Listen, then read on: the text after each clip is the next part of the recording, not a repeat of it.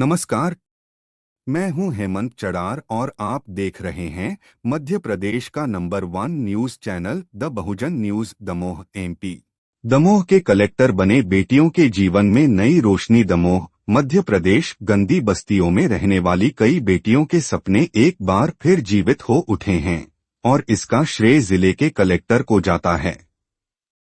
उन्होंने उन लड़कियों को उनकी कठिन परिस्थितियों से निकालकर एक बेहतर जीवन प्रदान करने का बीड़ा उठाया। बेटियों को उनके शिक्षा, स्वच्छता और आत्मनिर्भरता के मार्ग पर लाने के लिए विभिन्न योजनाएं शुरू की गई हैं। यह प्रयास न केवल उनके जीवन की दिशा बदल रहे हैं, बल्कि अन्य समुदायों के लिए भी प्रेरणा बन रहे हैं। कलेक्टर के इस साहसिक कदम को पूरे क्षेत्र में सराहा जा रहा है। स्थानीय निवासी इस बदलाव को चमत्कार मानते हैं और कलेक्टर को एक भगवान की उपाधि से सम्मानित कर रहे हैं। यह पहल अन्य जिलों के प्रशासन के लिए भी एक प्रेरक उदाहरण बन सकती है। संवाददाता इम्तियाज चिश्ती के आभार से दमोह, मध्य प्रदेश।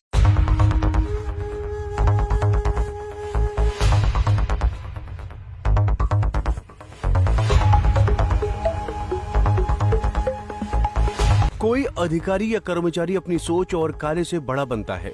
जब कोई काम सोच लिया जाता है और उसे धरातल पर उतारा जाता है तो उसकी प्रशंसा होती है। दमोह कलेक्टर सुधीर कोचर ने भी कुछ ऐसा ही किया है, जिसने कूड़ा बीनने वाली लड़कियों की किस्मत ही बदल दी। जिन बेटियों का बचपन सड़क किनारे कचरे के ढेरों में जीवन तलाशते हुए बीत रहा था, उनका भाग्य कलेक्टर की सोच ने बदल दिया, जिसकी गवाही ये तस्वीरें दे रही हैं। कोई लड़की ब्यूटिशियन का काम कर रही है तो कोई सिलाई कढ़ाई कर रही है। आइए जानते हैं कि कैसे इन लड़कियों का कूड़े में बीत रहा जीवन इस तरह से चमकने लगा। परिवार में कैसे रहते थे? कबाड़ बीनते थे सर। सुबह से उठते थे 5 बजे, कबाड़ बीनते थे। 100-200 रुपये कमा लेते थे, वहीं किसे खर्चा चलता। तो सर हम लोग तो गुटखा भी खाते थे। मैम ने हम लोग को गुटखा खाना छुड़वाया। हम लोग नहाते नहीं थे 2-3 दिन। अब हम लोग यहाँ आते हैं तो अच्छे से नहाते हैं, रहते हैं, साफ सफाई से रहते हैं। और जब से यहाँ आना लगे तो अब ज्यादा कबाड़ बीनने नहीं जाते यही काम में। कैसे? बहुत अच्छा। हम लोग इसके लिए सुबह 5 बजे से बीनने जाते थे, अपनी पेट की भूख मिटाने के लिए। और आज इसी को लेकर हम लोग यहाँ आते हैं और इसी से हम लोग शिक्षा पाते हैं। किससे? इस बुक से। ऐसा? और आगे चलकर भी हम लोग कुछ बनेंगे पढ़ लिख कर। पे तो क्या करते थे? तो फिर बेचते थे तो हम लोग 80-90 को बेच लेते थे खर्चा पाने के लिए। तो सवेरे के लिए नाश्ता का हो जाता था और खाने बनाने का हो जाता था। 2 टाइम बीनने जाते थे। दोपहर में जाते थे 2 बजे तो 5 बजे आते हैं, और 5 बजे जाते हैं तो 8 बजे आते हैं। कबाड़? इन लड़कियों का सारा समय कूड़ा बीनने में बीतता था। कभी स्कूल का भी रुख नहीं किया। कूड़ा बीनने के बाद ही घर का चूल्हा जलता था। इस जिंदगी से बाहर निकलना इनके लिए कोई आसान काम नहीं था, लेकिन कलेक्टर की दूरदर्शी सोच ने इनके जीवन में भी उजाला ला दिया। कलेक्टर साहब ने हम लोग के मैम के सर के तिवारी सर आकाशीय मैम लोग को भेजा है। वहाँ पे गंदगी, बहुत गंदगी बस्ती से हम लोग के यहाँ पर ले आया गया है।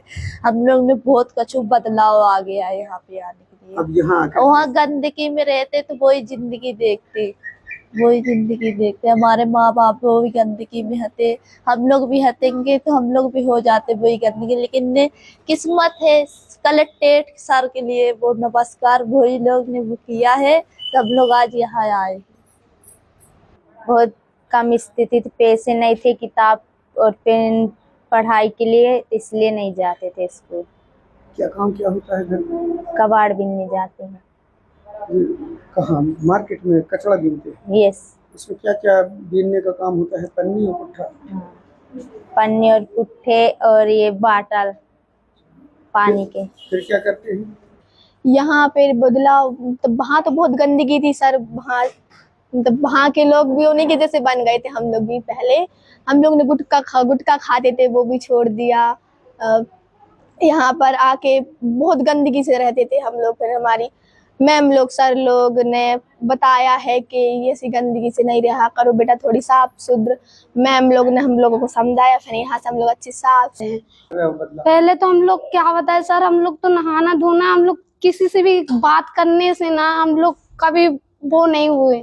हम लोग चाहे जैसे बनने रहे हैं, किसी से अच्छी इंसान से भी बात करते ने, तो हम लोग को नहीं होता था। पर अब जब से इधर आए हैं ना, तो हम लोग खुद गंदे बने रहते ना, तो हम लोग को बहुत खराब लगता है, तो हम लोग कैसे गंदे बने हैं।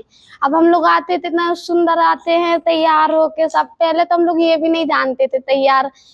50 के करीब बच्चियों को शासकीय उद्यमिता विकास कौशल केंद्र सैडमेप से जोड़कर जीवन में बदलाव लाने की कोशिशें की गई, जिसमें कुछ बच्चियों को ब्यूटिशियन का कोर्स कराया जा रहा है, तो कुछ बच्चियां सिलाई कढ़ाई।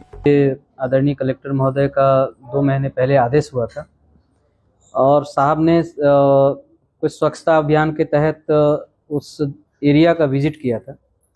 तो वहाँ पर कैदों की तलैया के बच्चों को उन्होंने कुछ इस प्रकार के जो पन्नी वगैरह का ये बता रही हैं, पन्नी बीनने का, या फिर वहाँ पे बच्चे बिना वजह अपना समय बर्बाद कर रहे थे। तो साहब का आदेश हुआ कि इन बच्चों को कुछ स्किल डेवलपमेंट के लिए मोटिवेट करो आप।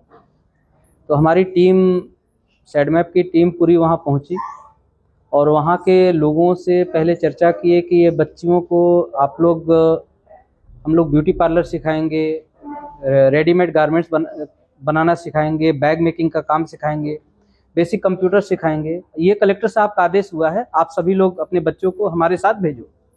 वहाँ के पेरेंट्स का ये सबसे नेगेटिव रिएक्शन था कि बहुत सारे लोग आते हैं, ऐसे सर्वे करके चले जाते हैं और कोई भी ऐसा हुआ नहीं आज तक। रिस्पॉन्स नहीं। हमने कहा बिना विदाउट फॉर्मेलिटीज इनको ट्रेनिंग देना स्टार्ट करें, क्योंकि इनके मन में निगेटिविटी है कि ये सब फॉर्मेलिटीज होती हैं। लेकिन हम चाह रहे थे कि इन बच्चों के दिमाग में पॉजिटिविटी आए, तो तुरंत मंडे से हमने ट्रेनिंग स्टार्ट कर दी। और मंडे के बाद आज का दिन है।